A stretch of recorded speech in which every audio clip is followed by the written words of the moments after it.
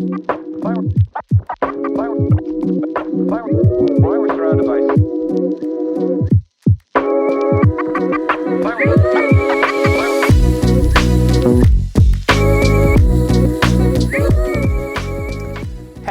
you're joining me, Damien Baxter from LiveLink on the Creators Unlocked podcast. LiveLink believe that everybody has something they can teach and something they want to learn. No stone will be left unturned as we unlock the truth behind what it really takes to succeed as a content creator. We'll be unlocking creator secrets on engaging and monetizing from their followers. This week, I'm joined by Imdad Ahad, otherwise known as Imdad Codes by his thousands of followers on his social media channels. Imdad is just one of 2.6 billion YouTube users who have an account. That's not even to mention the amount of people who log on every day without an account. Imdad, an avid traveller, a bakery critic, and more specifically, a teacher of coding online. Imdad first saw an opportunity to create great content from his parents' shed, in the garden that is. So we'll dig a little bit more into that story a little bit later on if you wouldn't mind, Imdad. Not only is the creator economy, not only is he part of that content creation economy, but he's also the co-founder of a successful Google for Startup business, LiveLink. Imdad, thank you so much for joining us. I've been desperately trying to pin you down to do this podcast for weeks now, but I know you've been traveling. You finally got me. I finally got you, yeah. How's the traveling been going? It's been really good. I spent like 2 or 3 months during the summer going to Eastern Europe. Oh, nice. So I've travelled a bit around Western Europe, been to Asia a bit, but I thought I wanted to give Eastern Europe a try. So it's funny, when I posted on Instagram, I was like, has anyone been to North Macedonia or even Bulgaria? And like, I ran a poll and there was no one. So, and I was like, okay, that means I'm going. Is that what the distinguishing factor was? Well, I mean, that was definitely one appeal to it. I think it's not common. It's not really a common destination, or especially that part of Europe is not common for people to travel to. And I was like, that was one of the appeals, because I've been France and Spain and, you know, these places that everyone kind of goes on a Ryanair flight. But I wanted something different and didn't disappoint. North Macedonia, I think particularly for me, was like really eye-opening. Direct flight from Wizz Air, lovely lake, cheap food, great people, had everything. So you were happy with that? How was the food? So I said great food. I met a few people out there. So it was really cool because I connected with creators, and I also connected with other startup founders, incubators. Amazing. And I did all of that before I went, because part of this traveling was, it's the first time I've solo traveled.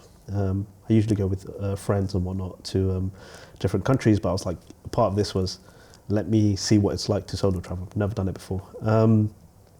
So I wanted to take this opportunity to try and figure out what is the best way to meet people. And as I went from country to country, I got better at it. Initially, it was quite difficult to figure out how to the best way to do it.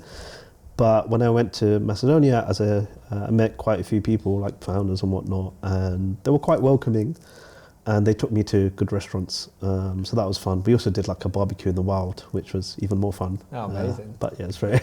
Rubbing sticks together to try and get some Yeah, I remember, I vividly remember, and if the guys watch this, it'll be quite funny, but we wanted to have a barbecue. It was a lovely sunny day, and they were like, oh, there's this kind of a foot of the mountain place you can drive to.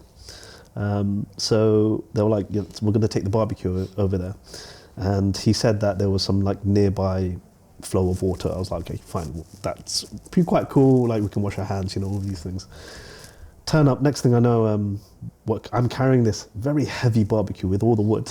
With wood, by the way, no coal, with wood. I saw you come in. Yeah, and like hiking up an uphill for like a good 10 minutes, to the point where we were stopping multiple times, and it was definitely different to a barbecue that you have in the back garden. Did you have your step counter on? Huh? Record day? No, but I should have had the calorie counter on. Yeah, for sure. So, final question on the travel. Yeah. What were the standard of bakeries like? I know it's important to you. Lovely. I'm not that much of a bakery critique. No. But, you know, I'll bite. I think Bulgaria had some really nice bakeries. I seem to remember, I could almost smell it in your Instagram post. It was like the bread that they were making out there was... One day Instagram will have smell-o-vision, but until then... But yeah, no, Bulgaria, Sofia, like the capital, had some really nice bakeries. I think, in like, I don't remember North Macedonia having, but I think it was nice, like cafes, good croissants, lovely, like, they call them boreks. Okay. So, what's that, sorry? it's like a, if you've ever been to a Turkish bakery, you can get like pastries and that usually has a filling, spinach, cheese or something. It's quite popular in Eastern Europe. And so like, these boreks, they had them everywhere. And what would be I'm going to offend a lot of people here, but was it a little bit like a Cornish pasty? Full of different fillings? You're offending me, mate. No, it's like thinner pastry. It's layers of pastry, and then in between, like you will have a filling. Oh, I see. Cornish pastry is usually much thicker, isn't it? On the bread, it's not like that. Funny enough, I have a group with a few mates, and we talked about this because on one of the trips we went to Croatia, and boreks are also popular over there. And on that trip, me and one of my mates on that trip, we loved the fact that you could get a borek for less than £1. So they were really good. And we started doing this thing, borek touring. So I don't know if you've ever come across this YouTube channel. I think it's called, I can't remember off the top of my head. Basically a dude who goes around America, and each state is known for like particular food, right? So Philadelphia is known for their Philly cheesesteaks. Okay, of course. So Bon Appetit, that's the one I think. And so what he does in this series is it's structured in the way where it's like he'll try 20 or 30 Philly cheesesteaks in a day. He'll try as many as he can, and he'll review each one. And so at the beginning of the video, it talks about like what makes a good Philly cheesesteak, all the different components, and then he'll go to each one, he'll give it a try and give his review, and then he'll give it a name, like his like. So anyways, I took inspiration from that, and I was like to my mate, should we start a series, like a borek series? The content creator in me was like, we should start a borek series or something and put it on Instagram. Trying these boreks around Eastern Europe and picking the best one. Did it go well? Well, it's not been released. It's in a group that I have, a WhatsApp group, but I want to see some behind the scenes footage. Yeah. On the topic of content creation and £1 pasties, or maybe pasties isn't the right terminology. I want to dig into your numbers in terms of your social media and your life and your adventure and your journey as a content creator. Yeah. Now, I know obviously you're also the co-founder at LiveLink, but I'm more interested at the moment in what are you doing on a content creator side of things and what does that look like? So straight into my first question, I know that you're getting quite a bit of traction on your social media channels. Which ones are working most successfully for you? And what do those sort of numbers look like? Yeah. So the number one thing that I found when it comes to creating content is that each platform gives you something different. And so I started content creation, I still remember when I was like 13 years old or something. I was at school. You're no newbie to content creation, are you? I'm not. Probably could have done more of it, but I guess every content. So I think at the time, I still remember YouTube having the old design. It was about 10 years ago or so. And at the time, again, I was at school and I was just very interested in tech. Like, I still remember, I think it was one pivotal moment for me where my dad, he bought a computer. I don't know if you remember those CRT monitors, quite huge. I still remember the brand, it was tiny. Tetris. Again. Yeah. Well, it wasn't Tetris, it was actually pinball. So essentially he bought this computer for us. That's when you had dial-up internet. And the idea was that this would be a computer for us to share, because at this time, like, this was where like technology was like in its infancy. So we got this, and I still remember we were all together in one room, and I watched my older brother playing pinball on Windows, and I feel like that was like the moment where I realized I'm like, I want to do this. Whatever this is what I want to do for the rest of my life. And it's crazy to think, because that is the one thing I remember from that point onwards. I was like, this is just magic. In front of me, I see all these pixels, but like coming together and a game being played. And like, I was just so intrigued. I was taken aback. It's like, yeah. And so I think that was the moment for me where I knew I wanted to do something within technology. And then as I started to use the computer more, I got on the internet. I started to learn more about coding, like how do you actually create these programs, and then I spent time on forums. These days it's Discords. And I started developing a really good understanding of it through learning from other people online. And then I came across YouTube. And YouTube was probably one of the first. I mean, you had MySpace, and MySpace was like, everyone on school was on it, but it wasn't really a platform for creating content. You go in there for music, but you wouldn't really go in there for like videos. YouTube was the first one. And so then I picked up a microphone, a Blue Yeti, which I think is still popular today actually. I picked up that, and then I had a HP laptop, connected it all up, and I wanted to make videos, but I didn't really have anywhere in the house.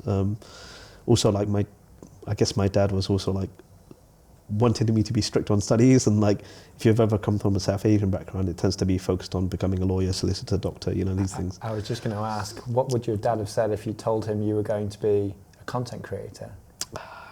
Just, even these days, everyone raises an eyebrow. You want to be a content creator? What happened to wanting to become an astronaut? I think, no, it's definitely changing. But yeah, back then it was like anything that you do with this computer or laptop is a distraction. And so it was almost like it was twofold. It was one, trying to find a quiet space in a busy family house to record videos, teaching things that I learned online. But the other thing is also just doing it not so much in secret, but not making sure that it didn't distract my studies at school. Because again, I was at school at this time, and you think about your GCSEs and whatnot.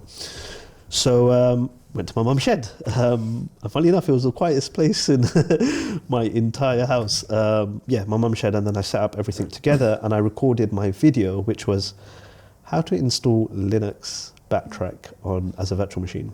Probably doesn't make sense to most people, but that video got about 100,000 views, which... Back in 2010? Yeah, probably a bit earlier than that, but yeah, back then. And the funny thing is now, if I saw a video get 100,000 views on YouTube, it's a much harder thing to achieve. When I was a kid, I was like, I don't know what this is. I didn't really fathom or like understand the power of that at that time. So can I dig into that a little bit? So obviously you were inspired in those early days by content, whether that's content in the form of entertainment content with the pinball game or the computer or the coding, whatever it was. Are we too content rich now? Is that the big problem with trying to achieve big numbers on, say, YouTube or TikTok? I think so. I think it's interesting, like there's this notion of there's this new economy developing, attention economy, which is most people spend, like, how do you grab someone's attention? You can see with TikTok, bite-sized content and even articles and whatnot, the average attention span is decreasing more and more. And that's largely because, like, if you see what the mass social media platforms are pushing, it's very much short form content. And naturally you're, especially if you're spending a lot of time on these platforms, you're almost being reprogrammed in everything to like only understand and watch short form content. I think, however, what I would say is you still have platforms like YouTube, which is very much pinned down on long form content. It is their holy grail. It is where YouTubers make the most money. It's where YouTube as a platform pushes for. Because if you think about it, also for advertisers, right? It's important for them to have as many opportunities as they can to put ads and videos. Short form content gives you a limited scope for how much advertising you can do. And so on YouTube you have these skippable video ads and whatnot. So I definitely think attention span is decreasing. I definitely think the numbers are much harder. I think I was reading the other day, it's about 300 minutes are being uploaded every minute to YouTube. Every minute, which is just freaking insane. The competition is just on a different level right now for these big platforms. And I think a big part of it is now, there was an interesting article the other day saying that 1 in 3 kids, they were surveyed in America, and you probably know it, they want to become content creators. So that old notion of wanting to become or go into space is... Yeah, it's interesting you say that, Imdad. I was talking to Matt Bailey only last week. He's based out in the US, actually. He's big in marketing, really knows his stuff. One of the things that came up was that something like 35% of children in the US aspired to be content creators, specifically on YouTube, whereas less than 10% wanted to be an astronaut. Yeah. Which is just crazy. It is. I think it's flipping, right? And I think a large part of it is the TikTok has just given that the demographic of people that are using TikTok are a much younger audience. And again, if it's a platform that's I think it's at 2 billion users now or something. It's growing rapidly every month.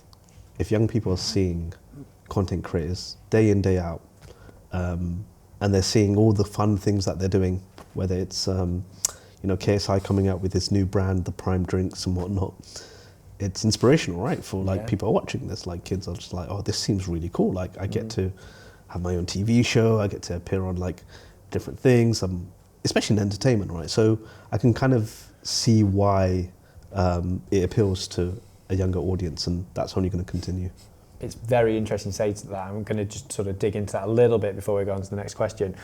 We speak about TikTok being very much focused on a younger audience.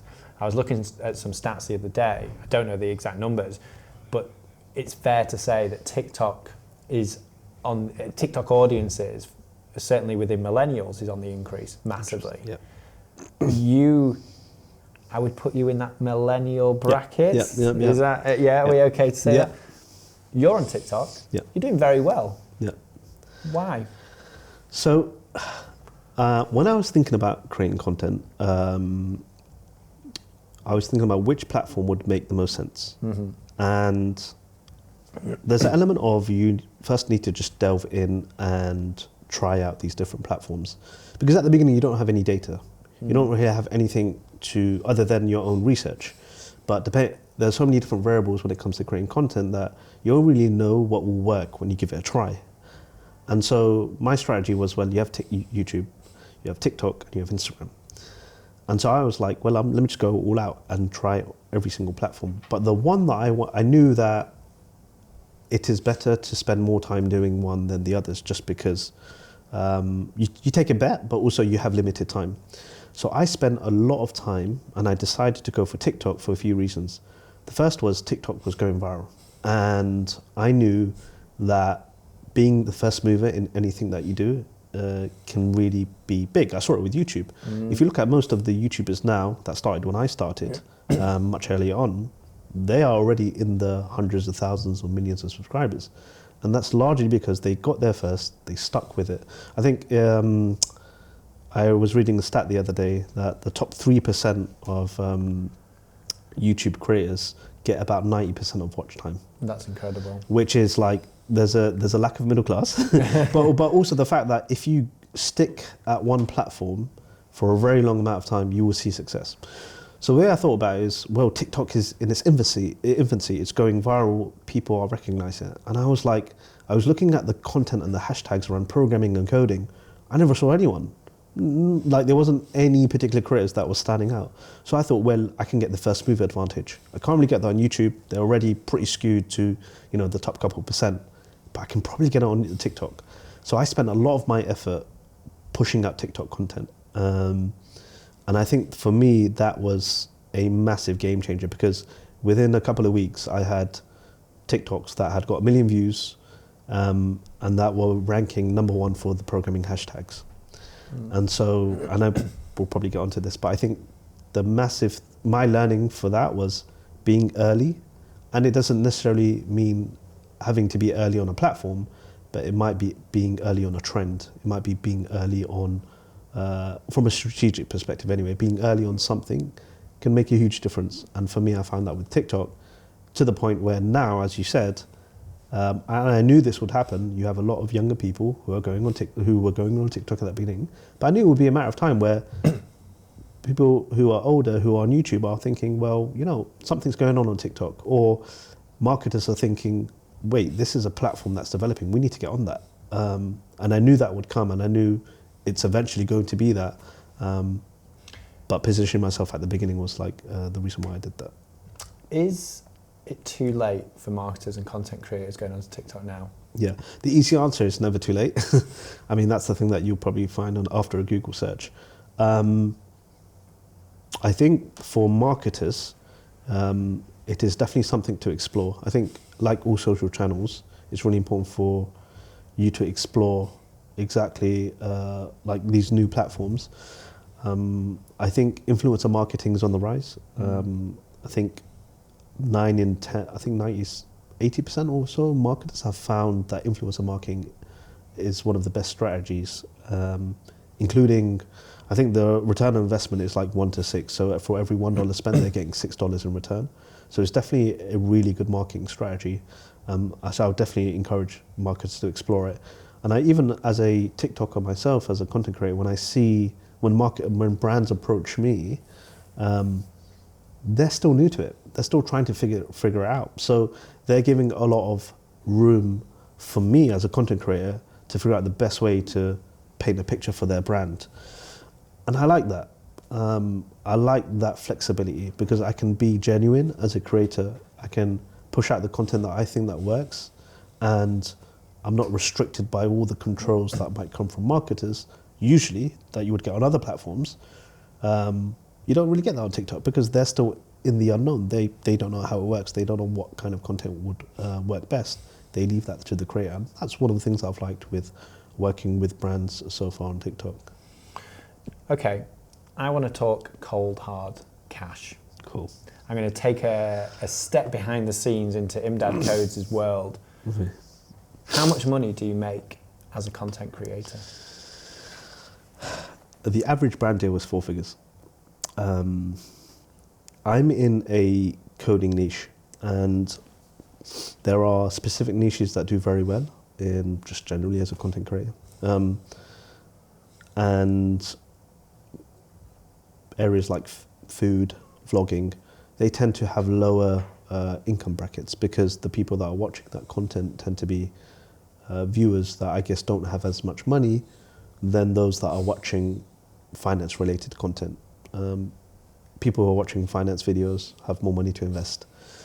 Me being in the coding niche has been quite good because the amount of money being spent on or by people who want to learn how to code, getting to programming, is a lot more. And so I guess my niche is pays a bit more, I guess, than other niches. The average brand deal on TikTok has been about 4 figures. And again, some have been on the higher end. I definitely have noticed a decrease these days because of the market conditions. I saw a tweet by someone very interesting that I follow. He's a finance creator, Nate O'Brien. He's a YouTuber. And he posted out a tweet saying that his friends, his content creator friends, are getting 7 times less the brand deals that they were getting before. Before being when? Pre market crash recession. Okay. You know, so I think it's quite interesting to kind of see now brand deals have cut massively. Interesting. Yep, and I think for me, I'm fortunately in one of the niches where there is definitely it's a bit more lucrative, I guess, but the brand deals are in the fewer these days. Hey, it's Mel at LiveLink here. We're making it possible for creators and experts to teach anything online. It is the easiest way to monetize your audience. We'll even sort out your video editing and email marketing for you, leaving you to do what you do best, creating. LiveLink.vip, where creators and experts teach. A question I've actually asked all my guests is that I was reading a study on Sprout Social a couple of weeks ago, and they actually define anybody with less than 10,000 followers as a micro-influencer. Love that name or hate it, the word influencer, that's how they would define it. So influencer, content creator, whatever, less than 10,000 followers, you're micro, is how they would define it. The big interesting stat, however, is that the majority of smaller businesses and smaller brands are more attracted to micro-influencers because they get a higher engagement rate than, say, macro-influencers with huge followings. As a result, what we've seen is that more and more micro-influencers or micro-content creators are getting more brand deals. What's your experience with that? So where I'm at with Instagram, I'm coming up to 100,000 followers, hopefully in the next couple of weeks. Congratulations. Still figuring out how to celebrate. Haven't decided yet. Picture?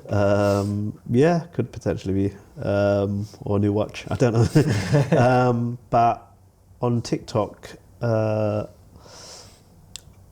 I think, again, it depends on the niche that you're in. I think naturally as you gain more of a following, your engagement is decreasing because now you have, for every follower, you're having to now reach a higher threshold for your content to be engaged with. Now it's a numbers game, right? Like the more followers you add, the harder it is to maintain a good engagement. And so I can understand why niche creators maintain a very good level of engagement, and they're more appealing for brands because brands can offer them or know or have confidence that they're going to get a better ROI from them than a larger content creator who's going to have, I guess, a lower engagement rate. My experience has been that my experience has been I'm still on the lower end, I guess, unless compared to some of the other bigger creators. But I wouldn't class myself as a micro creator on Instagram. I think on TikTok, I'm about 50,000. And I think in my niche, we have content creators who are teaching programming, who have much higher follower counts. But I feel like my engagement with my own community is pretty good, such that I'm able to get more of these brand deals that are, I guess, targeted for micro-influencers. And did you find that you were getting those brands approaching you in the early days when you had, say, 5, 10, 15, 20,000 followers? Or are you seeing a lot more brands approaching you now that you're 50,000 on TikTok and 100,000 on Instagram? So I think one thing that helped me massively was ranking number one on these programming hashtags. So when I was thinking about creating content, I was looking actively at which hashtags had niches and which ones, didn't have one or two creators standing out as for the hashtag. So I kind of zapped on that. I was like, okay, cool. I know what I need to do. I need to create content on these hashtags. And I think I took that right to the end of the funnel, where even some of the content that I created was around ethical hacking, for example. And that kind of content, funny enough, I had Brutt Media, which was one media agency, reached out to me and said, would love for you to come onto a podcast talking about ethical hacking. We're doing a series on it. So the fact that I was able to target a very niche hashtag, and off the back of that, I had, a big media company reach out to me. They've got hundreds of millions of views across all these social platforms. I think that was quite telling for me. So I definitely think it's kind of at the beginning stages. I did find that I had brands as well as like invitations for podcasts and whatnot reaching out to me in the earlier stages. I have a lot more brands though reaching out to me now. I think naturally, just as you grow in following, you have more opportunities. You're more aware. You're more present. I think my content's reached about 11 million people now. So naturally, as you grow in reach, you have more awareness. People see you more. But I would say I definitely did get that traction right from the beginning on TikTok too. So advice for anybody starting out as a content creator or an influencer. Obviously, TikTok's a perfect example. There's a lot of Gen Z on the scene thinking, I can do this. Yeah. What advice would you give to them in terms of maybe one or two metrics to focus on in those early days? It's tough. I personally would take a more of a step back before that, and I would say I can give my experience of these are the platforms that you have at the moment. YouTube is king of long form content. So if you want to build a good engaged following that are going to be coming to your videos every single week, YouTube is the king of platforms. And so I think for all content creators, if you want to build that loyally engaged following, YouTube is the best for that. If you want to work with brands and if you want more exposure, TikTok's going to give you that. It's got more virality. The path to creating content is much easier. You don't have to have, a ton of cameras and all this camera equipment like YouTube. So it's much easier to create TikTok content. You just need a good phone. I think with Instagram I found to be very good for networking. I have a lot of people that have musicians, coaches, people from all different industries just reach out to me and say, hey, I watched your YouTube video. Hey, I noticed you're doing this. Can we have a chat? And I think for networking, it's been great. So each platform gives something different. Yeah. Of course, that might vary by niche. If a content creator is starting out, it's being aware of the culture on each one of these platforms, which hopefully I've given a bit of an insight there. But it's also try as many as you can. Put out your first 20 videos on YouTube. Put out your first 20 TikToks, because 95% of people want to create content. 5% will go on and make the first 10, 20 videos. It's a funnel, right? And you just need to go out there, you need to put out the content, try the platforms, get the data, and then you can start to see analytics to figure out, okay, well, this platform, I'm getting a lot of variety on here, or I'm getting a lot of people coming back to my videos every week, or this thumbnail's working. So it's like a chicken and egg. You kind of have to put out content, and off the back of that, then see which one is the one to optimize for. So sorry if that was a loaded answer. No, but, no, absolutely not. That's there's really, a lot of really considerations. insightful. Okay, so thinking about that, so you've touched upon TikTok, you've touched upon YouTube, you've touched upon Instagram.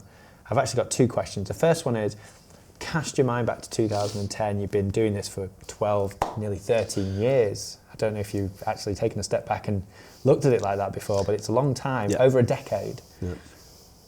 Where have you made most money? Is it Instagram? Is it TikTok? Or is it YouTube?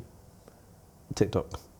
YouTube, it's a funny story with YouTube. I actually got banned from one of the... I've had a very interesting journey with YouTube. You know, when I was in school and I was making those first few videos, they were around ethical hacking. Taboo subject, things that get flagged very quickly gets removed off the platform. In my first month on YouTube, as a 13 or 14-year-old, I made $1,000. That's great. But I didn't have access to any of that. First of all, you need to, I think at that time, I needed to have a bank account. I needed a card. I didn't have that as a 13-year-old. You know, you need that. I think you needed to be 16 or 18. I'm not sure if that still applies right now. But to even, you know, get or be monetized, at that time I didn't have a bank card. So I couldn't take any of that money. That was the first thing. And then the second thing is some of that content was being removed off the platform, being flagged.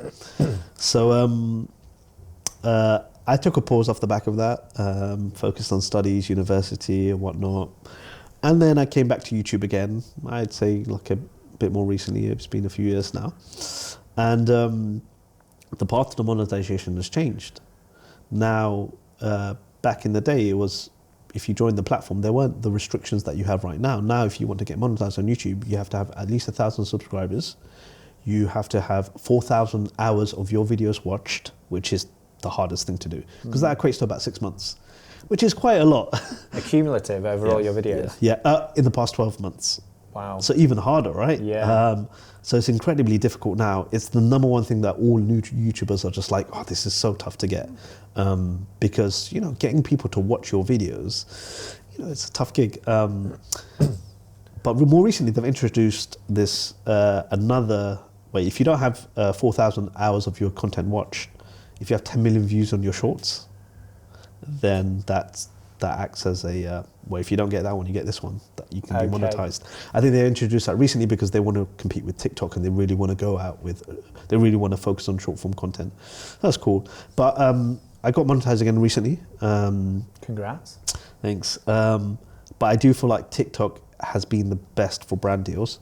I would say YouTube is something that I don't want to neglect.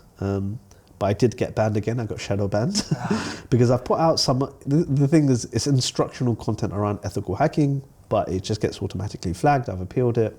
Can't really do much because they come back and they give me a very generic automated kind of response. And if you get warnings or strikes on the platform, it stops you. You have to wait a month or something. Yeah, so until you can put content out again. And so there's all these things, and yeah, it's been a journey of ups and downs. I think I'm probably going to focus less on that kind of content, unfortunately, as much as I think it's great and it's instructional. I do think there's like a lot of value in it. A lot of people want to learn it. Cybersecurity is a buzzing industry, but unfortunately, it gets flagged. And if it's picking between putting out content like that, it getting completely removed. Unfortunately, I'm going to have to... it's not sustainable, especially if you've got to make some money and pay the bills, you know. Exactly. So I've spoken to quite a lot of content creators and influencers. Very rarely do I come across a content creator that is monetizing on more than one social platform. You've monetized on 3? 2? 3. 3. Yeah, 3, yeah. Has that been simultaneously, or have you done that over a... Different periods of time. I think... Have you just moved with the trends?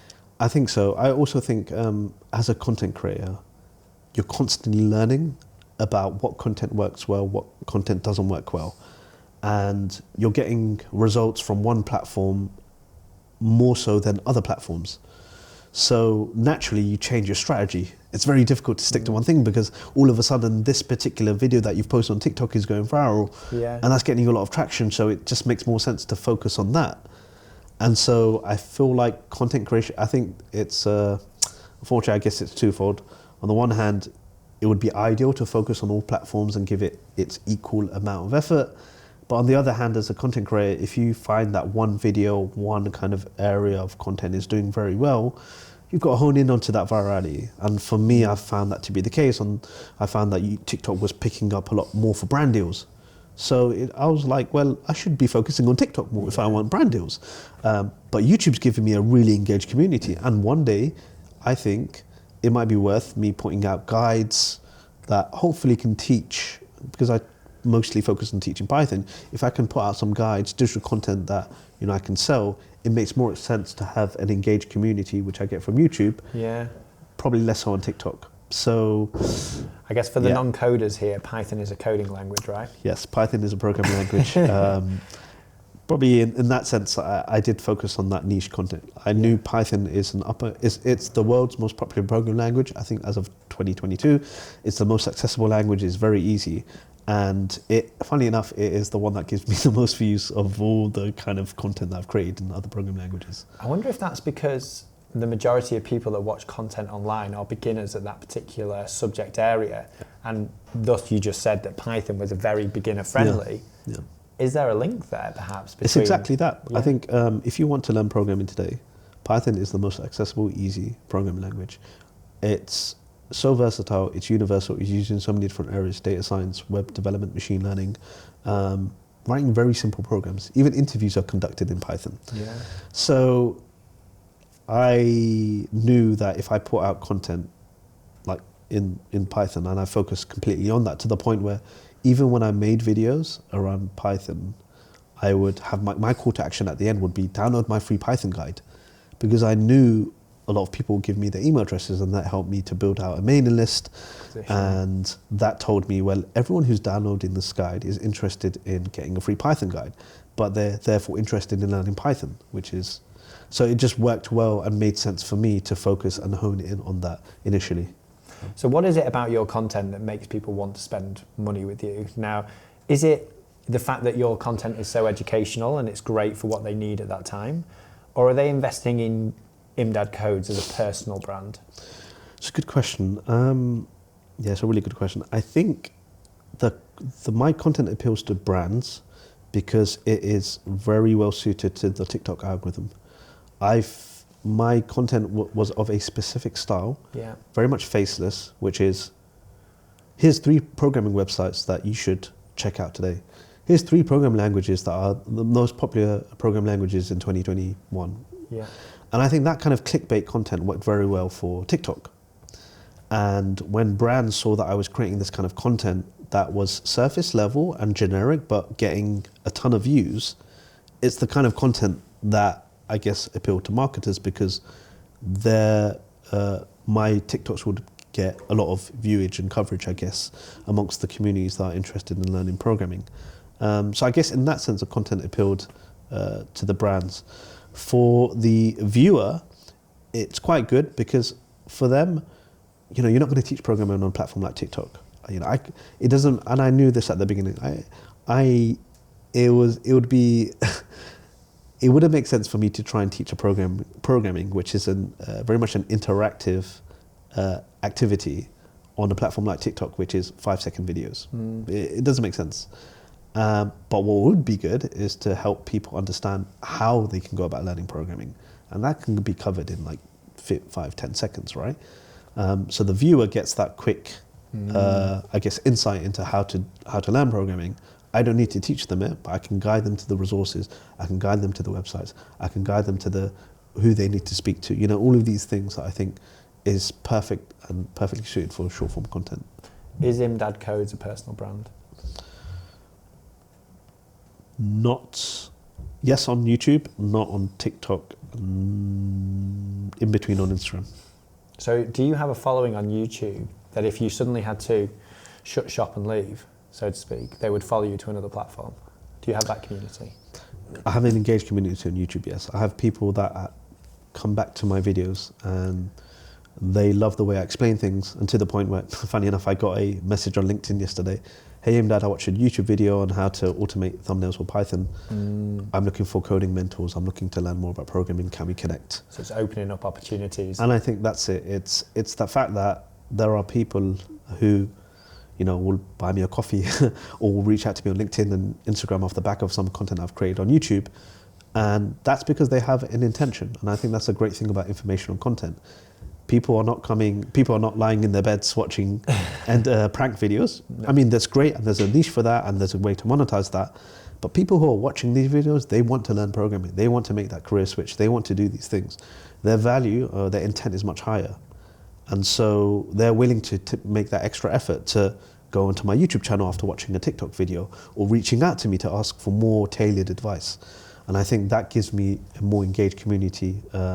And I found that to be the case off the back of my YouTube content mostly. Yeah, it's interesting you say that. I'm just going to pick up on something you just said there. I think you know what it is. Just before we wrap things up, you mentioned buy me a coffee. Now, I'm not talking about in a literal sense. I bought you a coffee before you joined us here today. I did. There's a website, isn't there, where your community, your followers, your subscribers can, metaphorically speaking, buy you a coffee or contribute money towards the upkeep of your channel. Have you found that to be quite a good channel of monetization? Yeah. I set up Buy Me a Coffee because I was getting hundreds of DMs a day. Like, not a day, but hundreds of DMs. And it got to the point where I was like, this is unsustainable. I need some way of people not sending me as many DMs because I couldn't handle it, to be quite frank. And so I set up Buy Me a Coffee as a way of, well, guys, if you're interested in asking me a question, buy me a coffee. And in exchange, I will take the time to answer your question.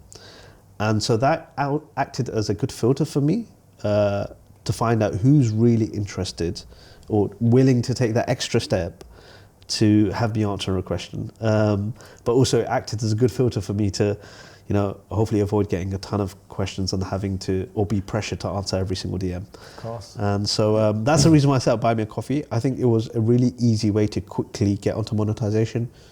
One-click setup, and you just put the link in your video description and point people towards it. In terms of an avenue for monetization, I don't think it's the greatest one. I think it's too passive, and I think it tends to attract people who are interested in just supporting your work or giving you a donation. I think in this kind of, especially if you're in the niche of teaching, I think people get a lot more value, or people get a lot more value if you teach them something. And I think Buy Me a Coffee is more of a, I want to donate to my creator, whereas I think as a teaching content creator, you're better off making an income from digital downloads, live streams, courses. You get a much more engaged community, you get people that are willing to spend a bit more. But I think Buy Me a Coffee, I guess, was a good first step. Well, Imdad, I would love to talk to you all day, but I'm afraid we're going to have to wrap things up. Yeah. I really appreciate you joining us today. Yep. I, for one, believe it or not, I'm actually really interested to learn more on Python. I've very much touched on it a little bit, so I'll certainly be checking more of your content out on YouTube, maybe TikTok. Instagram and TikTok. And TikTok. Yeah. But no, genuinely, thank you so much for joining us. Absolute pleasure, and hope to see you again soon. Thanks for having me, David. My pleasure. All right. Why was your own device?